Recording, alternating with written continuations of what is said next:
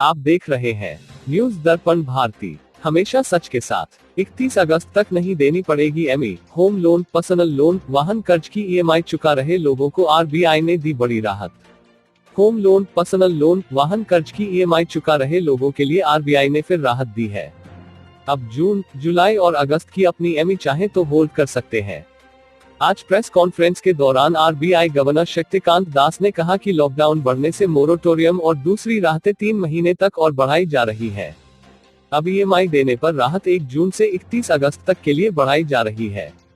यानी अगर आप अगले 3 महीने तक अपने लोन की ईएमआई नहीं देते हैं तो बैंक दबाव नहीं डालेगा। दरअसल आरबीआई को यह निर्णय इसलिए करना पड़ा कि लॉकडाउन के जारी रहने से लोगों की आय का फ्लो फिर से सुचारू नहीं हो पाया है। लोग ईएमआई मोरेटोरियम की मौजूदा 31 मई तक की अवधि के खत्म होने के बाद मौजूदा परिस्थिति में अपना कर्ज चुकाने में सक्षम नहीं होंगे। इसलिए मोरेटोरियम को और 3 माह तक बढ़ाना पड़ा। यह कर्ज लेने वालों और बैंकों दोनों के लिए इस मुश्किल वक्त में मददगार रहेगा। कौन लेता है टर्म लोन?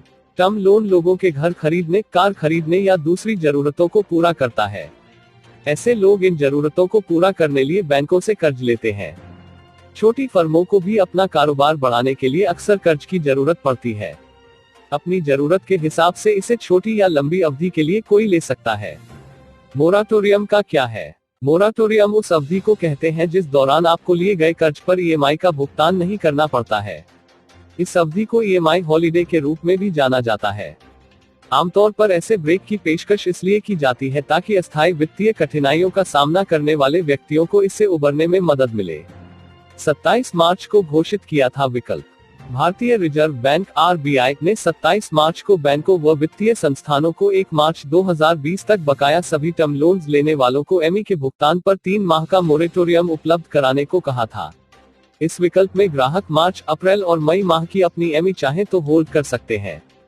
हालांकि एमई स्थगन के इन 3 महीनों की अवधि के दौरान ब्याज लगता रहेगा, जो बाद में एक्स्ट्रा एमई के तौर पर देना होगा। जो ग्राहक अपनी एमई होल्ड नहीं करना चाहते, उन्हें कुछ भी करने की जरूरत नहीं है। उनकी एमई वैसे ही कटती रहेगी जैसे कट रही थी। यह भी पढ़े, रिजर्व बैंक ने रेपो रेट और रिवर्स रेपो रेट में की कटौती, जानिए आपको कैसे मिलेगा फायदा। इसके साथ ही अब इन तरह के सभी ऋणों की अदायगी को 3 महीने के लिए आगे बढ़ा दिया गया था। ऋण स्थगन के तहत लोगों से कर्ज के लिए उनके खातों से ईएमआई नहीं ली गई। रिजर्व बैंक की ताजा घोषणा के बाद 31 अगस्त को ऋण स्थगन की अवधि खत्म होने के बाद ही ईएमआई भुगतान शुरू होगा।